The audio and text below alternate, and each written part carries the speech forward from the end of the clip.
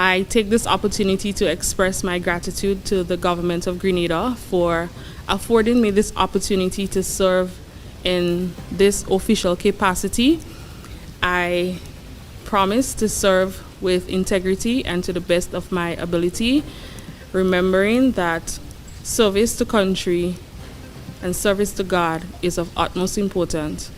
I take this opportunity wholeheartedly and sacredly. We need to decolonize our minds and liberate ourselves from the way we were taught. We need to restructure our cognitive functioning.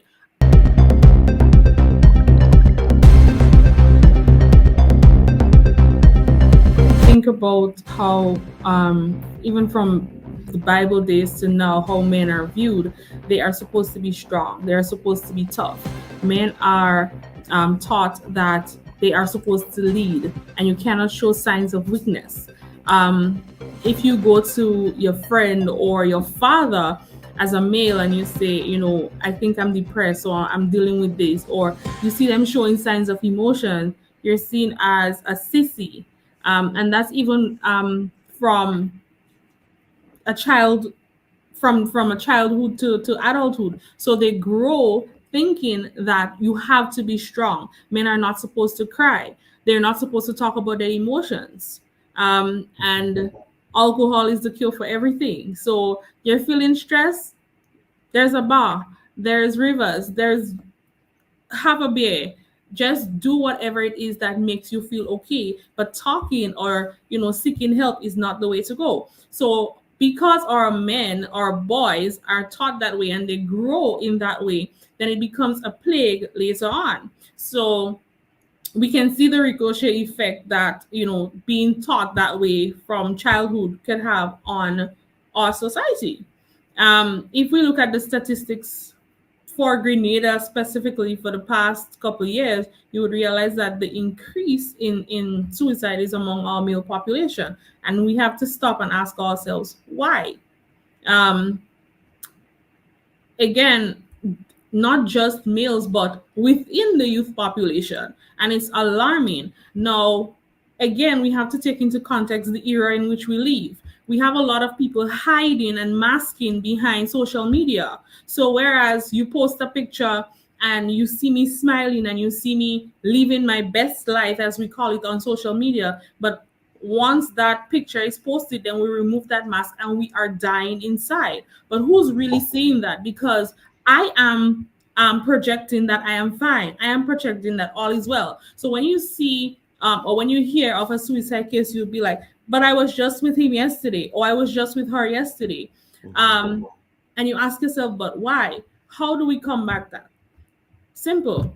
We have to educate ourselves. We have to open the conversation. We have to normalize speaking about these things. It is okay to not be okay. And this is something that we need to teach our society. We need to teach our men. We need to teach our boys that from childhood, because based on the if we know how child development takes place, you know that within that 0 to 5 year period is where children learn the most. So if we teach them from such an early age, then they would start growing and living the way that it is best for them as an adult.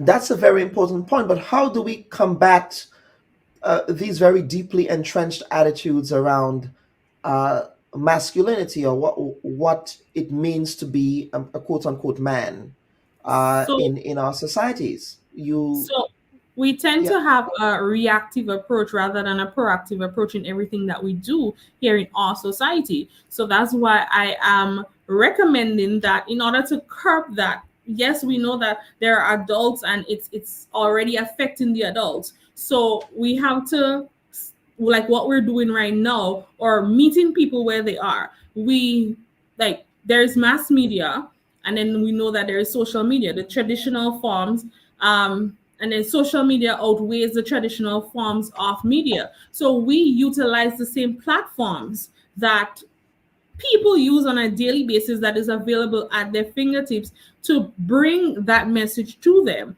It means we don't have to ram it down their throats, but we can do it in a subtle way that when in their own time and space, whether it is when they're in the bathroom or wherever they feel at peace, and they see these things, it may internalize in a way that we do not realize that is happening. So just the same way, for example, that we plaster the campaign billboards and all of these things, we need to strategize as a society and put these things in place that people can see it and it can have that effect on them. Now, we love entertainment. We are social beings. How about we utilize the famous soca artists and people within the entertainment sector to bring that message home? It may be in the form of a jingle. It may be in the form of something 30 minutes, just like how we have TikTok, we have Snapchat, we have all of those things. We have to use creative ways to deal with the issues that we have now. But in order to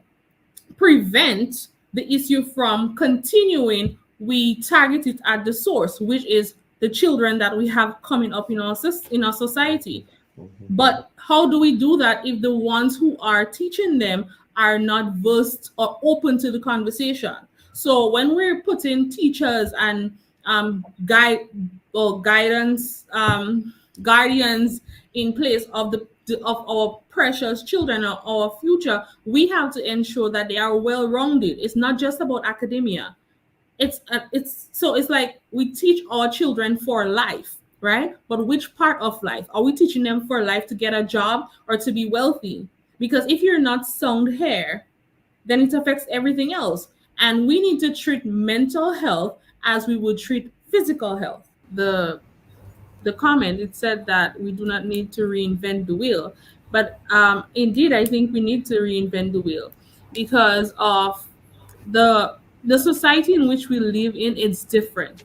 We need a whole cognitive restructuring, and we need to decolonize our minds when it comes to mental health awareness, when it comes to mental illness, when it comes to anything surrounding that. We need to decolonize our minds and liberate ourselves from the way we were taught. We need to restructure our cognitive functioning in regards to that, because you have, for example, therapy.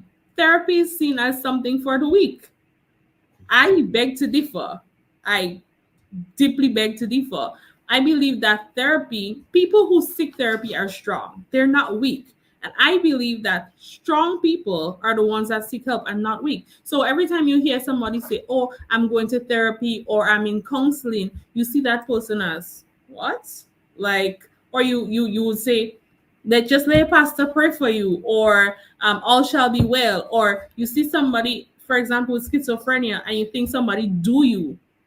So we have this whole world out there within our society that we need to change. So we do not need to emulate anything. Yes, there may be parts that we may be able to tweak, but in terms of the broader scope, I think we need to decolonize that and reinvent the wheel to suit our society.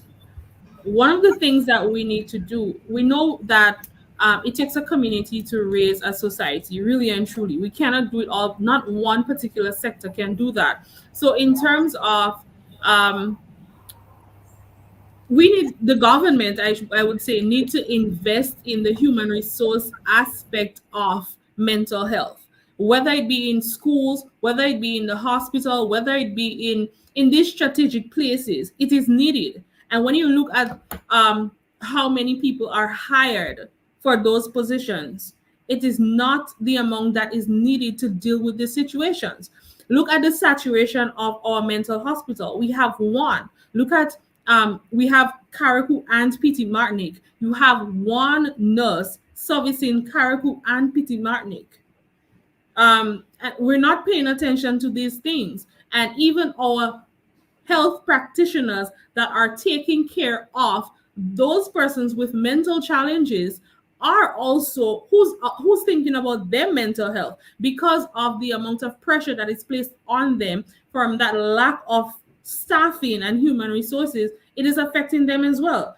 It's a domino effect. We are not focusing on those things. World where you can be anything, I always admonish people, just be kind, because you never know what somebody else is dealing with.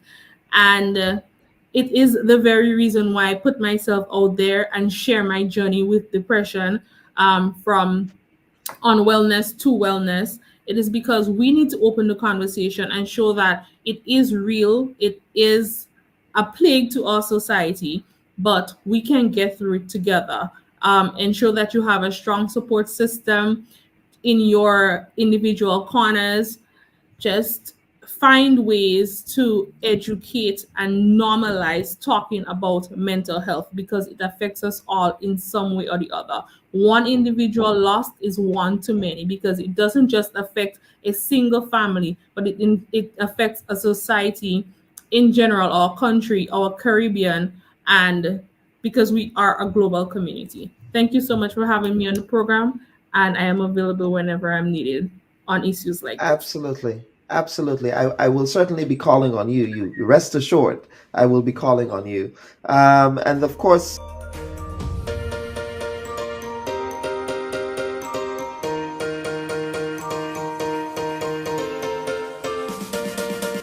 hi everyone. Thanks for checking out the Bud Report's social media pages. If you'd like to get more videos, show highlights, and watch our weekly live show, follow our Facebook, Twitter, and Instagram pages, and also subscribe to our YouTube channel. You can catch repeat episodes on Wednesdays at 4 and 5 p.m. respectively on CRFM Radio and GBN TV in Grenada. We are also viewed on Sundays at 8 p.m. on WPG 10 throughout the Caribbean. Thanks for watching.